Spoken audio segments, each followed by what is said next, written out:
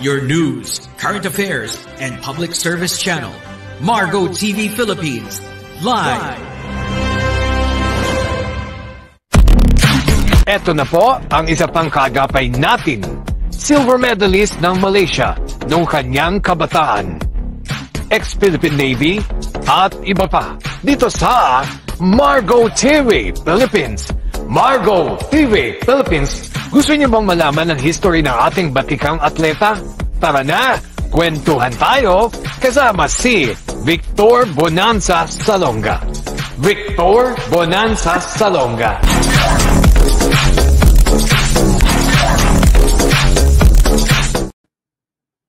Hello po. Good afternoon po sa inyong lahat. Hello, mga kaibigan ko dyan sa mula Valenzuela, Luzon, Visayas, and Mindanao. Magandang hapon po sa inyo. Tunghayan niyo po ako sa hapong ito ang aking programang Ikaw at Ako dito po sa Margo TV Philippines. Alam niyo, meron po akong dedication sa inyo. Isang kanta dyan sa Tokyo, Japan, and Chibaken. Itong awitin ko tayo masyadong malungkot. Siguro naalala ko nung nasa Japan pa ako dyan sa Tomisato City at saka dyan po sa Fukuoken. Bilo sasakay po ako ng Tokyo. Magmula rito, Tokyo hanggang Fukuoken. Siguro mga 3 hours po ang biyahe ko doon. Siguro dati, ang bahay ko dati nasa Nimang Haseng siguro yung mga panahon yun. Takay ne. Mina si Yoroshiku ne. Mga tumadachi ko dyan sa Tokyo, Japan. Sila Nestor and si Arthur. Hello, kamusta kayo? Geronimo. Mga brother Geronimo-san and Arthur. Yan ang aming leader dyan sa Kinsyo. Pagka mga panahon sa Kinsyo, wala kang trabaho, lapit lang po kayo sa amin, tutulungan namin kayo. Doon naman sa mga gemba dyan sa Chibaken, ako rin po yung mga tumutulong sa mga Pilipino walang trabaho. Lalo ngayon, Nihongo Wakara na sila. Pero bagamat ganoon, tinutulong ko magtrabaho. Kung gusto nila night working or pang-gemba. Yung gemba po, sa atin, construction boy. Malaki rin po ang sahod. Siguro nasa Ichimangyeng. Bali, isang lapad yon. Itong awitin ko nito ay dinedicate ko po sa aking mga tumadachi dyan po sa Kinsyo and Tomisato Sea. At saka sa anak ko dyan si Kenchang. Yan. At saka yung mga pamangkin ko dyan sa Tokyo, dyan sa Asakusa, Hiroki, Hiroshiko, no kasi mas Tito Vic, imawa, Margo TV Philippines program, Mainichi, iskonde, daitai, sankaime, Hiroshiko ne shimasu ne. Hirao-san, Hiroshiko, and Endo-san, Hiroshiko, onegaishimasu. And Ninita, Eneng, umuwi ka, hindi ka nagpaalam sa akin. Siguro busy ka kasi lately, ulan kasi ng ulan. Meron tagrito, si Ega at saka si Falcon. Tsaka kinakamusta ko rin ang aking mahal na kapatid na si Amelia Hirao-san, Yoroshiku onegaishimasu. Tsaka dyan si Hirao-san, arigato ne. Tsaka dyan sa Tomisato Sea. Tomodachi, Yoroshiku onegaishimasu. Victory Kenji. Ima, program, yoroshiku onegaishimasu yo. Ima ng utawa, mina no tame ni, and tokebetsu ne, hito de ne. Chotto, chanto kite kudasai. Onegaishimasu. Chotto mate ne.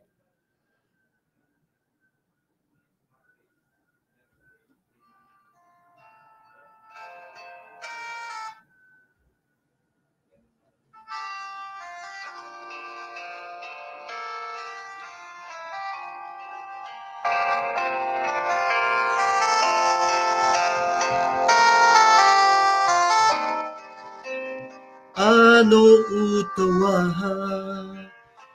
kikoeteru yo いつも優しくて美しい寂しくてあの頃は何もなくてそれだって楽しくやったよメロディー泣きながら僕たちは幸せを見つめた太陽なすくす日君の死の隅っこに置いてあるよそき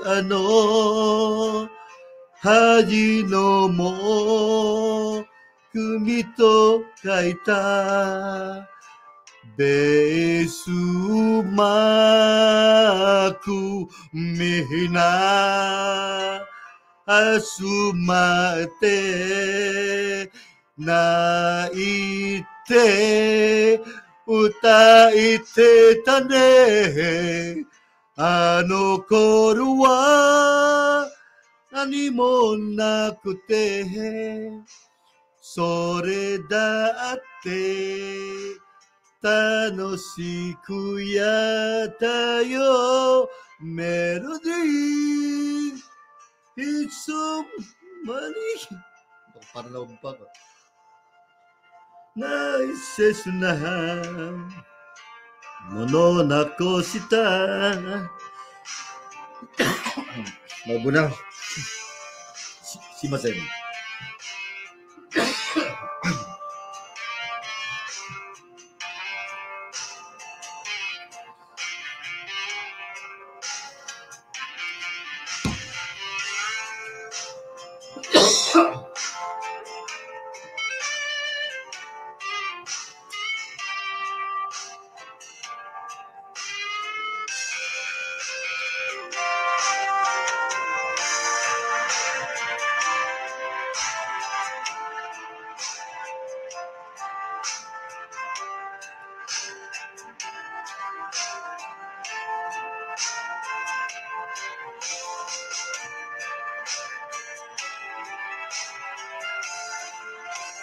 Birsang chato gumene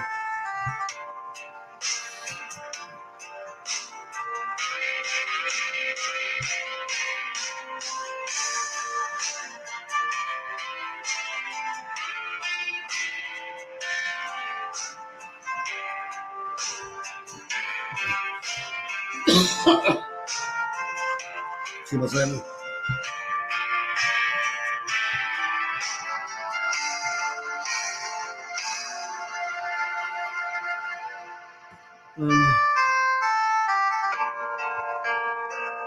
心から聞こえ皆さんよろしくお願いしますよ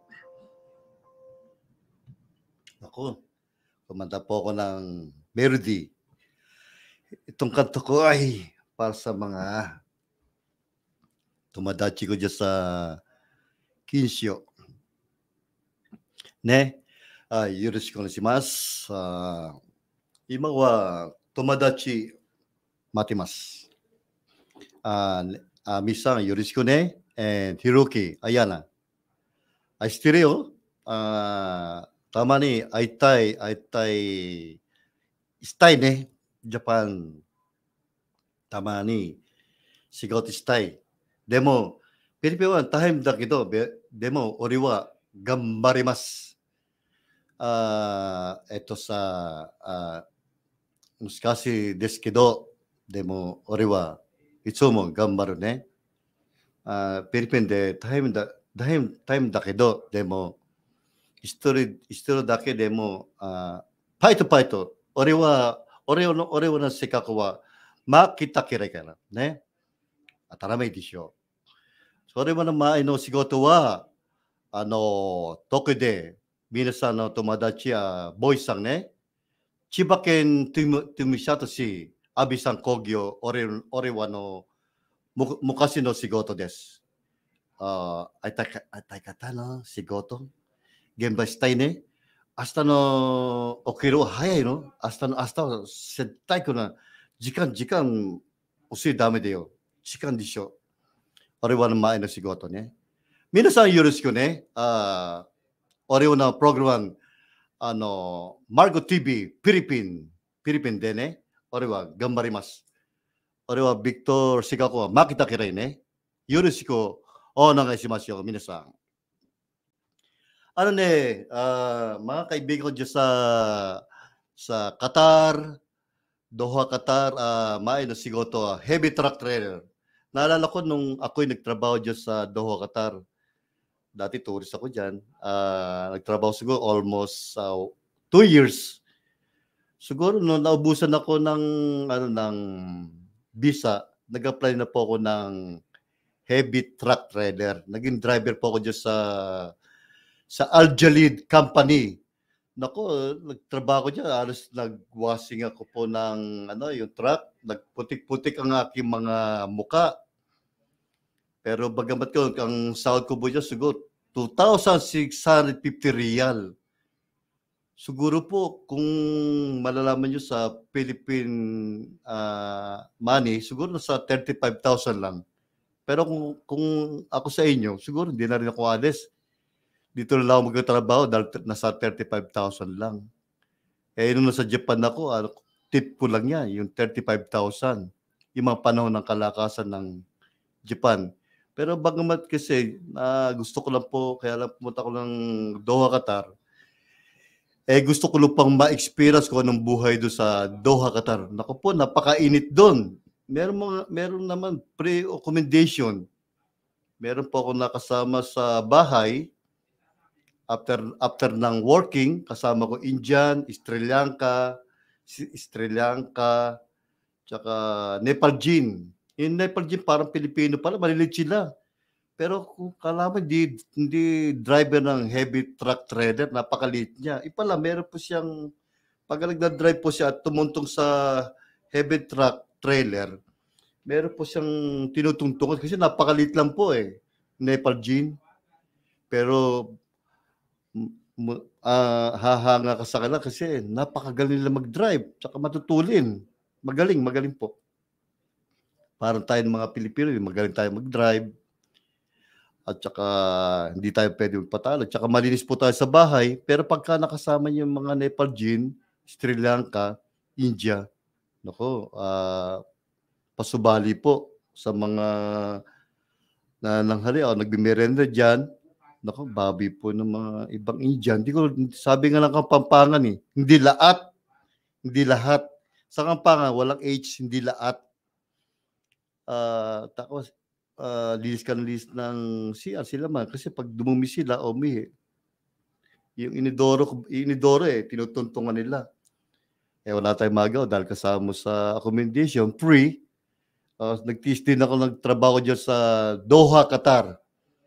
Just Al Jalid Company. Malala ko, matagal na kasi. So tinapos ko po yung kontrata ko 2 years bago ako umuwi ng Pilipinas. Hindi ka pwedeng lumipat ng ibang company dahil 2 years yun, kontrata po yun Hindi ka tulad sa Japan, pagka nagtrabaho sa isang working, lalo kung OFW ka, 6 months, uwi ka ng Pilipinas, balik ka ulit, may pipirma ka ng $2,000 o $1,005. Siyempre sa mga kinakat po yun, minsan yung 5,000 ay 500 na pupunta sa promotion. Isa yung 1,500.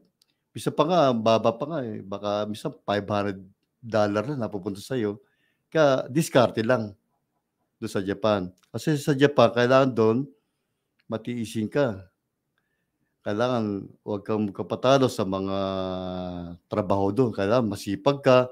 Hindi po pwede doon babagal-bagal ang trabaho, yung Kala mo isa lang yung trabaho mo alam. Pagka Shigoto Wakaranai ka, doon po tuturo ka magtrabaho para matuto ka, katulad ng waiter. Kung di ka marunong magkarpintero at mag-welding, tuturuan ka nila, matututo ka. Pero may sahod ka na doon. Bagamat nag-start ka lang, tuturuan ka nila. Pati yung pagsasalita ay dahan-dahan lang naman. Kaya nga ka lang, mag-Nihongo ka para communication. Kasi ang mga Japanese devoted sila sa kanilang mga salita. Sa atin rin dapat ganoon eh. Di ba? Puro English sila, Inglaterra, di ba? Sabi nga ang hindi marunong magmahal sa sariling wika, higit pa sa mabahong isda. Pero kita mo mga Japanese, gusto nila marunong ka mag-Japanese kasi Nihongo Wakaranai ka, Philippine Day, kairamasu. Puta, sakit yun nung sinabi ng gano'n. Sabi po sa akin kung di ka marunong mag-Nihongo Wakaranai ka, umuwi ka na ng Pilipinas. Nihongo Wakaranai. Philippine, kahit tayo, ginoon ako, na-challenge po ko yun. Halos umiiyak po ko yun, yung sabihin ako gano'n. Tapos nagtrabaho rin po ako sa mga club, mga may babae, tatawanan kanila. Pagka Nihongo Wakaranai ko sa club, naku, kawawa ka. Pero challenge, bawat one day, isulat ko 5 words. 5 words yun, susulat ko yun. Araw-arawi ko. Tapos pagka total na yun, marunong natuto. Siguro natuto po ako siguro nung 6 months, magsi-6 months na natuto na ako. Tapos bumalik-lit ako. Another 6 months na. Kasi natuto na ako. Yung, hindi naman kagaling ako mag-Nihongo. At this point, marunong kang communication sa bawat isang makasalamuha mo. Katulad nito. Katulad ng nagbilang ako, yung Ichi, ni, San, Si, Go, Ruk, Nana, Hachi, Kyu, Ju. Kaya marunong ka rin magbilang ng 1 to 10 hanggang 100. Naku, natuto rin po ako dun. Nung sa karaoke naman, pag kumakanta ka rin, meron po nung katakana at hiragana. Ang nahirapan lang po talaga ako magbasa kasi hindi naman ako student, bisa Nag-aral na po ako ng self-discipline, self-study. Pinag-aralan ko po yung mag-aral po ng hiragana at katakana. Natuto po rin ako ron. Ang di ko lang pong mabasa, kanji kasi dikit-dikit po yun eh. Sulat din ng mga Chinese yun. Ang hirap po talaga yan. Pero bagamat ganon, natuto rin ako magbasa ng hiragana katakana. Nung humarap na ako sa dati mga Pilipino doon, yung sabi natin nila, yung na maiki, mayabang, ay hinarap ko yun, inijiwara ko yun. Yung inijiwara parang yung binubuli. Pero maganda rin parang pagbuli siya kasi challenge Natuto rin po akong matutong magsalita ng Nihongo at communication sa mga sachumo, katulad ng pala, skupo, kaya alam mo yun. Tsaka yung building, first floors, third floors, sangkay, ikay, nikay, sangkay, yongkay, gokay. Ayun, natutunan ko. Salamat naman at natuto akong mag-Nihongo at nagkaroon kami ng communication sa pagkatrabaho ko doon sa Japan. Ano yung miss ko kumain doon? Masarap po yung yung katsudong ramen. Masarap yung mga Japanese food. Yung una, hindi ko gusto yung pagkain ng Japanese, pero siyempre sa tagal mo rin pagpupunta ron, masana rin po kayong kumain ng mga ramen, mga Japanese food. Masanay kayo doon kumain ng katsudong, yakisoba, hanggang sa natuto na po akong magluto. Doon rin po ako natutong mag-design ng mga sa club, mga fruits. Kala magaling ka mag-design ng mga fruits sa umise, sa club. Kasi pag marunong ka mag-design ng mga fruits, pag order sa iyo, hanga ka ng mga Japanese. Pero chipu, tinatawag lang chipu, tip.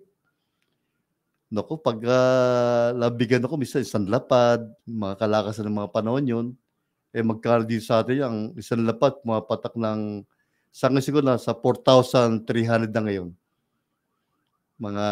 Ang palitan. Namiss ko lang talaga in Japan. bagamat na ikwento ko sa inyo ang naging buhay ko sa Japan, minsan naman nag-aarbite ako dito sa Gemba po. Sa Gemba, hindi po pwede yung, huwag natin sabihin na yung dito, yung mga ginagawang LRT.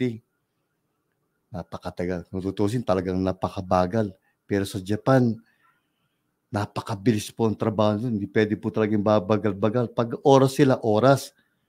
Pag nagtrabaho po kasi sa isang lugar, sa Gemba, pagka nakita nyo malinis, kaya pag alis nyo rin po doon sa pinagtatrabaho nyo, lilinisin nyo po yun, dahan-dahan yun, hindi pwede madumi doon. Magagalit po sila. Sabi siya, hayako. Sa Tagalog po, dali. Hindi pwede po yung babagal-bagal doon. Kasi po, doon, sinasahuran kanila. Tapos para kung ang katawan mo, masakit ang katawan mo, ang ginagawa po nila doon, pagkatapos ng trabaho, siguro mga 5 o'clock, 6 o'clock, mag-opor ka para yung sakit ng mga muscle pain mo ay maalis. At saka na-miss ko rin po doon sa Japan, yung katulad ng Yuki. Yung Yuki po, snow. Na-drive ka talaga. Naku, super lamig doon. Hindi ko po kakayanin. Ang ginagawa ko doon, pagka super lamig, bumibili pa ako ng lipstick, yung menthol. Kasi po, pagka hindi ka nag-lipstick din ng menthol po ron, yung lips niyo po rito, namumutok. Nagsusugat siya, masakit po yun. Kaya every minute, naglalagay po ako ng menthol sa lips ko. Kaysa sa sobra po lamig, ay nagpuputo ka na po ang mga lips ko. Kaya, para maganda po. Kamusta po dyan sa Japan ang mga kaibigan ko dyan po sa Tomisato Sea at saka sa Kinsyo, dyan sa club. Pagka walang trabaho, ako rin tumutulong dyan sa mga Pilipino.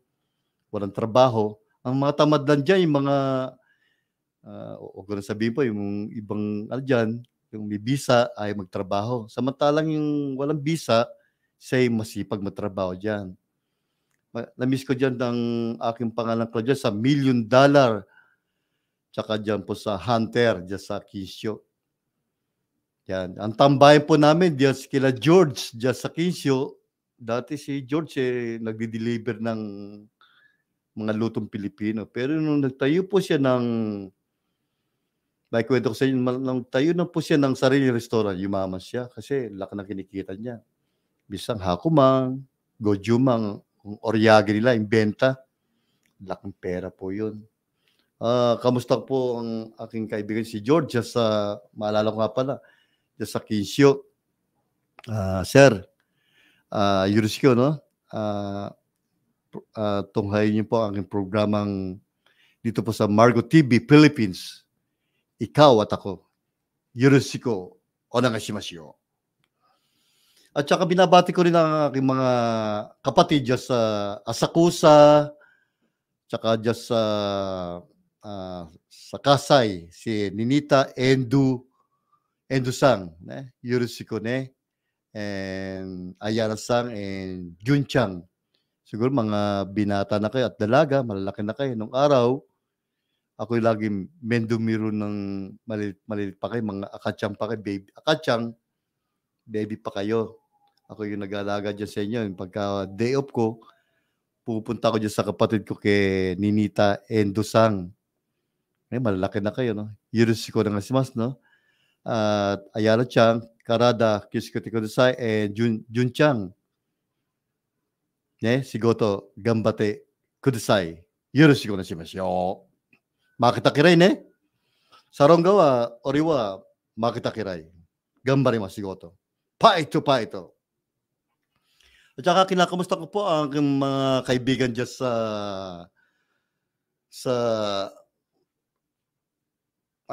Philippine Navy dyan sa Port Bonifacio, sila Ricardo Santos and si Abdul Basar Hakim, mga kabats ko yan, si Aslaman Lagundi. Assalamualaikum, malaikum salam, Yurisko. Hello, Pai. Hello, Bats. Yurisko ne. Naalala ko nung coach pa natin si Coach Lang. si Coach Lampa. Napakasaya talaga natin nung naglalaro pa tayo, nung tayong mga athlete pa. Nakasama natin dyan sila Renato Unso, sila Romeo Maitim, ng panlaban natin sa 110 hurdles. At saka sa 100 meter dash, walang iba kundi si Esmeraldo Ponelas na dyan po sa California, San Francisco, California, San Diego. Basta USA. Tsaka si Marvin Lambenko, si Chinese. Hello, Marvin. And Henry Garcia. Just sa San Diego and San Francisco, California. Nalungkot ako, naalala ko tuloy ang aking mahal na kapatid na si Roger Salonga dati. Diyan, madalas kami magkatawagan diyan sa San Francisco, California. Bagamat pumano na siya, kinakamusta ko pa rin ang kanyang asawa ng aking ate na si Ate Joji Garcia. Ate Joji at saka si May. Hello, Esit, Huevos family, and Ray. Si Ray. Kamusta na kayo? Diyan sa Bukawi, Bulacan. Mga kaibigan ko dyan. Diyan po sa San Ildefonso, Bulacan. Sila Marlon Balimento and Juni Balimento. At saka si Ate Josie Balimento. And Kuya Oni. Yurisco. And Maverick, just sa Antipolo City. Maverick Salonga, and Mabs, and Roma. At saka mga hello kid, Yurisco ne. Kamusta na kayo? Mga kaibigan, naikwento ko ang aking buhay. Kung kayo meron kayong salaysay ng buhay nyo at tayo na aking mga na-experience, may kwento nyo, okay lang po. Kung misa naman, pwede ko i-share ang aking experience sa buhay. Basta kapit lang, huwag po tayong bibitaw. Unang-una, lagi po tayong manalangin sa ating Amang Diyos na magpasalamat, bagamat meron tayong kanya-kanyang pagsubok habang tayo'y naglalakbay sa ating mundong ginagalawan. Maraming po salamat sa iyo dito po sa Margo TV Philippines at salamat po kay Brother Chris na nag-assist po sa akin dito sa studio. Maraming salamat po sa iyo at salamat din po kay Jigs Magpantay, Sir, at saka kay Marhua. Ma'am, salamat po sa inyo at nabigyan niyo po kami ng programa dito sa Margo TV Philippines. Maraming salamat po sa inyo. Mabuhay!